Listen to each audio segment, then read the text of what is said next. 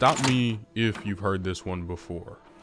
A man is out seeking revenge for his past life, a wrongdoing that has shaped his entire sentiment of who he is as a person, and he seeks to avenge those he's lost in the process.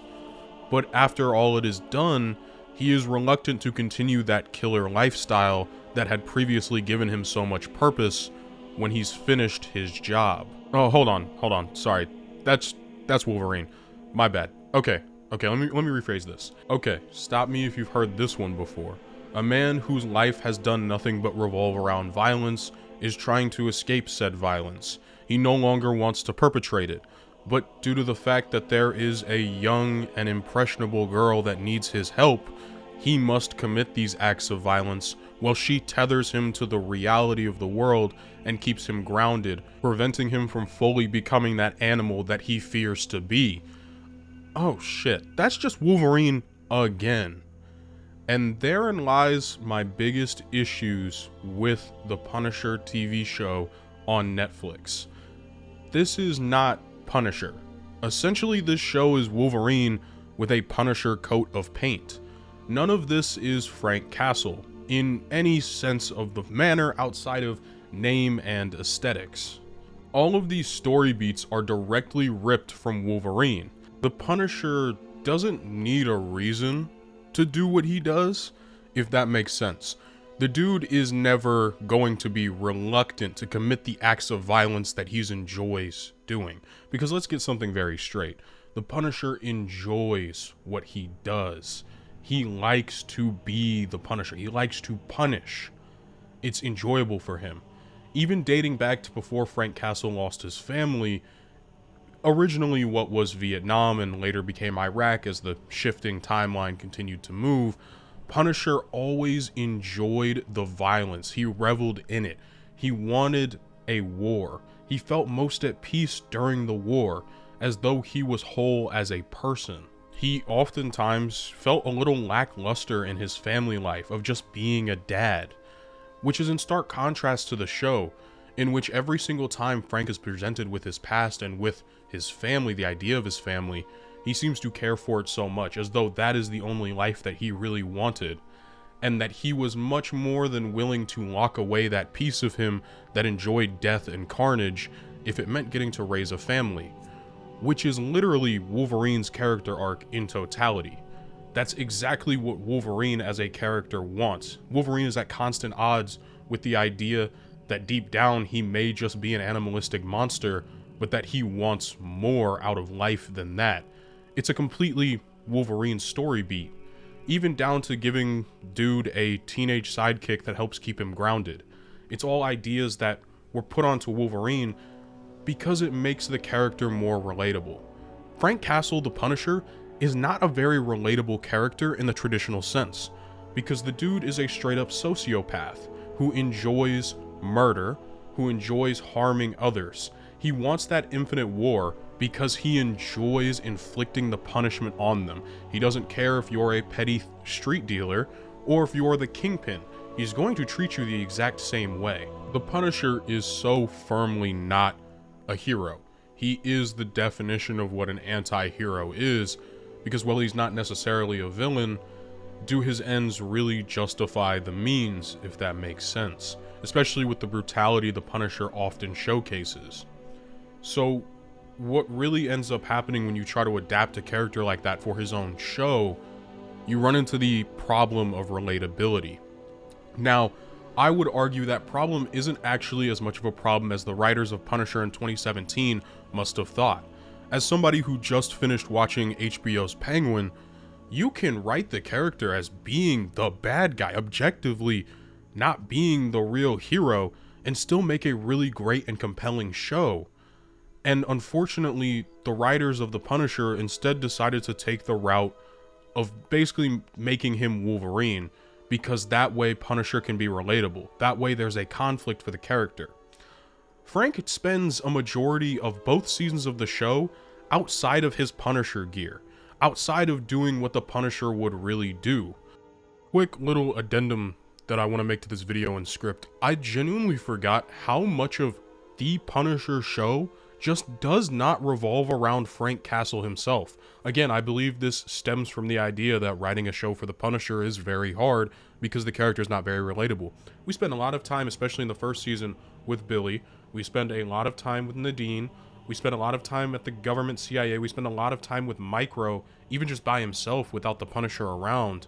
We spend a lot of time with the young kid who is the bomber in the show and learning his story. We spend a lot of time with Curtis, and that's just the first season. In the second season, we spent a lot of time with even more of those characters, plus a few new ones. Punisher sometimes, straight up, in some episodes, just feels a little absent from his own show.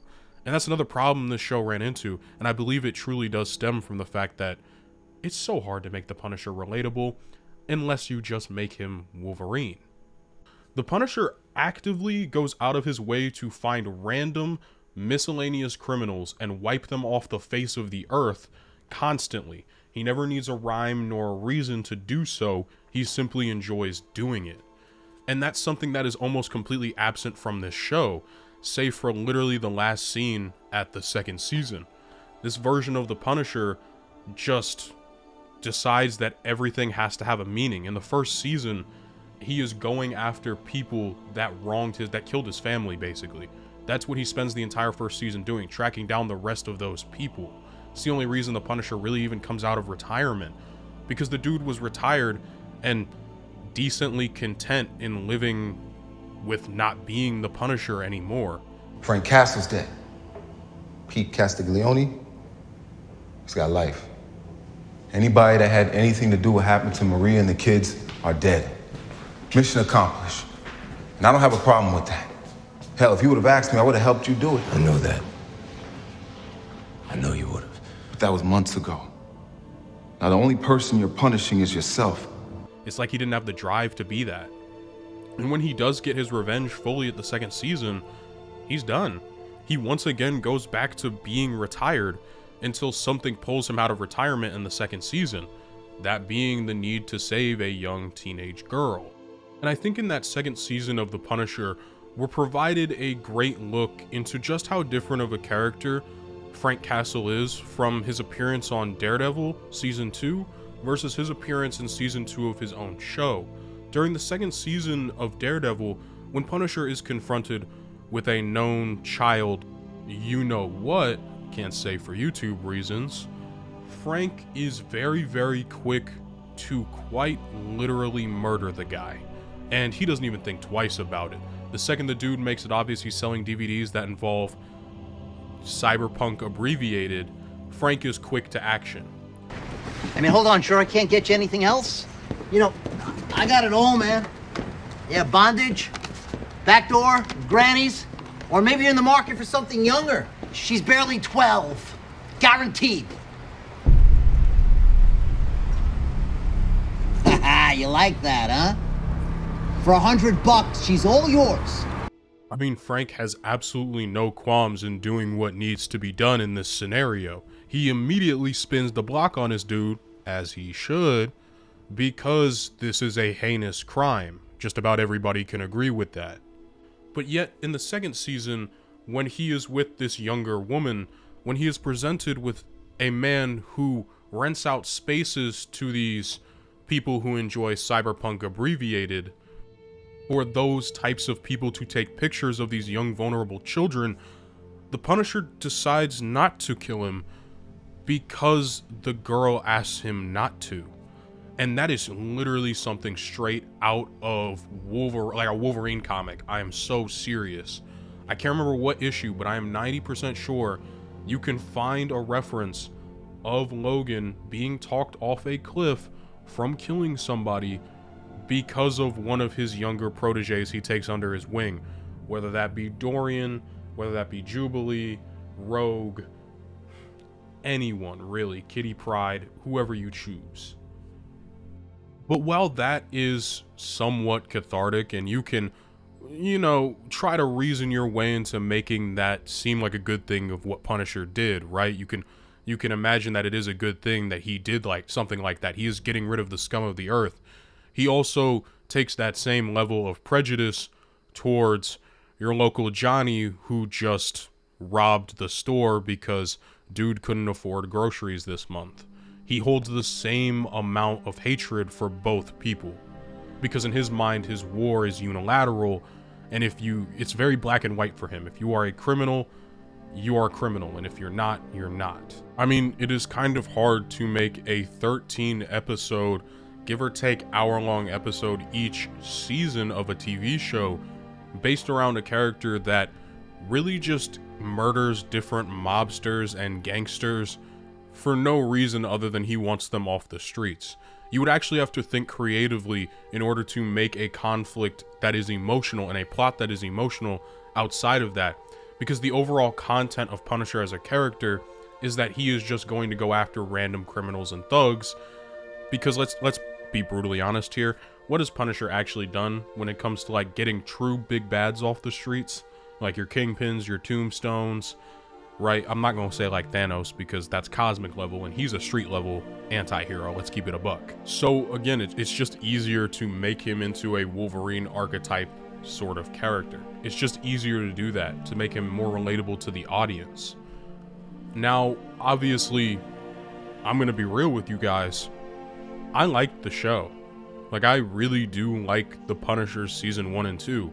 I don't think it is anywhere near close to being comic accurate Punisher. I don't think it's his best adaptation ever. Honestly, it might be one of my least favorite adaptations of the character, yet I find myself enjoying the show a lot, actually. Mainly because of Jon Bernthal's performance as the Punisher. When I think of the Punisher, when I think of his voice, I think of Jon Bernthal, because to me, he really does embody the character in the few scenes that we get to truly see Frank Castle for who he is, because the show does have a few scenes where it really is the Punisher. And what makes it all just that little bit worse for me is the Punisher in Netflix's continuity was introduced in Daredevil. He was introduced in season 2 of Daredevil, and it was genuinely one of the greatest adaptations of the Punisher I had ever seen come to life in its totality. I remember watching it with my dad, and it's like that version of Frank Castle felt so real and authentic to his character. I constantly think back to how great the rooftop scene between him and Daredevil was. For me, it felt like I was watching comic book panels come to life. So you could only imagine my excitement when I found out Punisher was getting his own show in 2017, only to find out that he's not really the Punisher in that show. He's barely even the Punisher in the second season of that show. And it's interesting because this criticism was brought up during the first season of the show. The criticism was brought up that this wasn't enough like the Punisher, and they did have a chance to address and fix it in the second season, and they really just didn't. That doesn't mean though that I think the show didn't have some really great ideas, in my opinion. I truly enjoyed when we would see, okay, it's kind of crazy that I said enjoyed, but I think it was nice that the show tried to essentially look at Punisher and look at his post-traumatic stress as a war veteran. The stress from losing his family, the stress of having to fight in Iraq, and the honestly terrible things that he was doing while he was there, a part of his squad. It was honestly a really nice angle that I wish the show played up a little bit more, because I really enjoyed it. I loved Punisher's interactions with Micro. One of my favorite parts of that first season was him and Micro's relationship. I didn't really like that Punisher was low-key going after Micro's wife. Felt a little weird to me, but it was understandable because he was trying to fill that emotional void left by his family. I really enjoyed that small aspect of the show, and I wish it would have explored that a little bit more. I don't think the first season of this show had to necessarily basically retread the plot of Frank Castle hunting down his family's killers that we had already seen in Daredevil. I wish they would have given him something more to do personally. I wish they would have gone at it at a different angle while keeping some of these elements that were really well done. This show also did an amazing job with its cinematography. I felt the brutality level of the show very much matched what I would expect out of a traditional Punisher comic book. I thought that was a really well done aspect of the show. It was on par with how he was in Daredevil, and so that was going well. They had a lot of things going for them, especially with that first season of the show, but it all just felt like it fell flat, or like they just didn't know what to do with the character of Punisher as a solo character. And maybe that's because Punisher isn't necessarily conducive to a TV show. Now, when I say this, Punisher has had movies beforehand, and I think he might be better suited to a movie format. Or at least if he is going to get a long-form show, it would probably benefit from being shorter. Think something more along the length of Penguin, where it's not 13 one-hour episodes, but maybe give him 4 or 5 really good, really densely packed episodes where we truly focus in on the Punisher as a character and not essentially give him a Wolverine plot. You know, why am I even bothering to say all of this? Well, A, I just covered Wolverine as my last video, and I thought the synergy would be nice. This idea has been on my board for like a long time. But also B, we're going to see the Punisher again very soon in Daredevil Born Again. And there are talks that he is going to get his own show once again.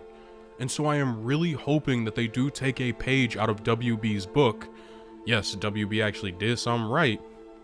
And take a real good look at Punisher comics and really give us Frank Castle. I don't want to see a man who is struggling with the idea of what he's doing, because Frank Castle never struggled with the idea of killing people. That is like his #1 MO. He never ever struggled with that as a character. I think a better conflict would be to take Punisher and put him in conflict with more of these street level heroes of Marvel. Allow Daredevil to be in his show and interject. Allow Spider-Man, because the Punisher was originally a Spider-Man villain. Allow Spider-Man to be in the show. Don't make the conflict that the Punisher doesn't want to do what he's doing because he doesn't like killing. Make the conflict that the heroes around him take issue with what he's doing, that his fellow street level heroes take problems with what the Punisher is currently doing. Now granted, the idea of getting Tom Holland to appear on a Disney Plus show like this, probably very, very slim, so we might not see Spider-Man. I mean, we could always maybe see him masked up, Tom Holland could do some voice work, but the idea that the Punisher isn't struggling with what he wants to do, it's the other heroes that surround him. That's the benefit of being in a gigantic, you know, combined universe, a cinematic universe. You get the ability to put these characters together. Why should we waste it by not doing it? We already saw what happened when they weren't allowed, because Netflix's show wasn't really allowed to use characters outside of the few they were given. So let's expand the world at this point. Let's let Punisher interact with all these other heroes, because that's when he's at his best, when he is in conflict with them and interacting with them. I think it's really sad that Steve Rogers as Captain America is no longer existent in the MCU, just for Punisher specifically, because the Punisher looks up to Captain America so heavily that it would make for some nice story beats if Captain America was involved in his show, or maybe even some references to Captain America. But at the end of the day, I really did just come here to talk about 2017 and like 2018's Punisher, and it's not really the Punisher. It's just Wolverine with a fresh coat of paint. And in all honesty, it wasn't really the worst thing to ever happen to the character. Again, I still found the show enjoyable to an extent. I liked it. We got some good memes. We got some actually good character moments from the Punisher. We got some interesting new ideas, even if some of them were a little too far out there. And I truly did enjoy the show. I enjoyed watching it with my dad. But it's not Frank Castle. It's not the Punisher. And I hope going forward, Marvel is willing to take that leap and take that risk to really give us the Punisher, to give us a writing staff that will actually give us Frank Castle and not a half-baked shell of himself, because it is more relatable to the audience. I'll be honest with you guys. I find Punisher ridiculously ineffective. I find his motives pretty terrible. I really am not a huge fan of him as a concept or as a character, but that doesn't mean that I'll not read his, like, I grew up reading his books. I really shouldn't have read Punisher Max at the age I did, but I did. I found them enjoyable. I actually own a paper copy, like an actual comic book copy of Punisher War Journals issue 1. Like, I did grow up reading the character. I grew up enjoying him, and even though as I got older, I found him to be far more problematic than helpful, and I found him to be wildly ineffective. I mean, seriously, what has the dude actually done in solving any sort of crime? But that's not the point. I think Punisher can sometimes be a metaphor for how we look at crime as a society and how we try to solve it, because he never really solves anything. His brand of heroism, quote unquote, solves nothing, especially in comparison to somebody like Spider-Man, for example, who is often seen reforming his villains. Punisher simply picks them off, but much like a Hydra, they grow back each time stronger.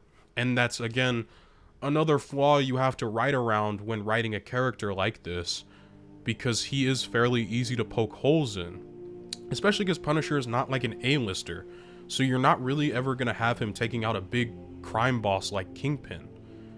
So again, it would require a truly talented writing staff to make this next season of the show watchable and really enjoyable. And I hope that Marvel does go that route and does put him into conflict with some of these more street level heroes. Anyways, that's probably enough of me rambling on about this version of the Punisher, something that really only exists in the past, and I'm very thankful that Jon Bernthal will get a second chance at being the Punisher, because I do truly believe he could give us the single greatest performance of the Punisher we may ever see in our lifetime. Wait!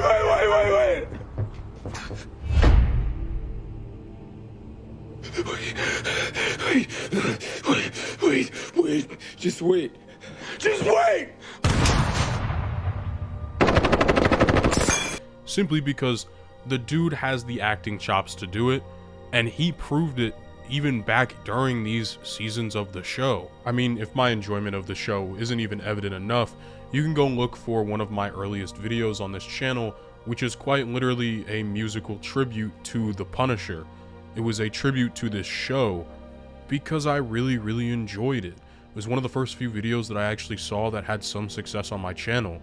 So I do have a relationship with this show. So please don't misconstrue my criticism for hatred, because I simply just want to see a better version of this show and to see it evolve properly, even if I think the Punisher is a problematic character. It's kind of funny, doing the editing for this video and looking for different clips to use, I ended up finding a clip from Curtis in the very first episode that kind of sums up the identity crisis this show seemingly had. And that's part of the problem, Frank. Nobody wants to be themselves anymore.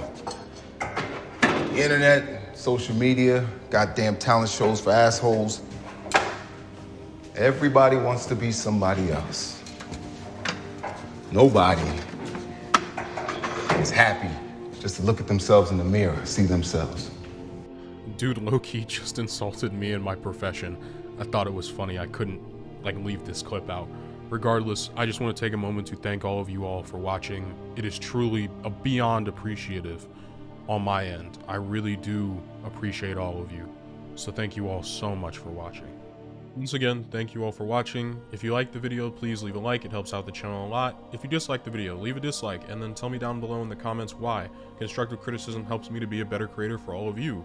If you want to subscribe, it's free. You can always unsub later. And as well, I do have a Patreon in which you can find all of these videos early and completely unedited. And along with all of that, you'll also gain access to my Discord, where I try to host weekly watch-alongs. And as well, if you are in the $5 or above tier, you get shouted out at the end of each and every one of my videos, just like these lovely people here. So without further ado, shout out eSibert13, shout out Gabriel LaFontaine, Transgears1, VideoGamer75, GoldenBoy420, Dakota Rawson, Donovan Gomez, and MC Bomb27. You all are amazing. Hope you all have an absolutely fantastic day.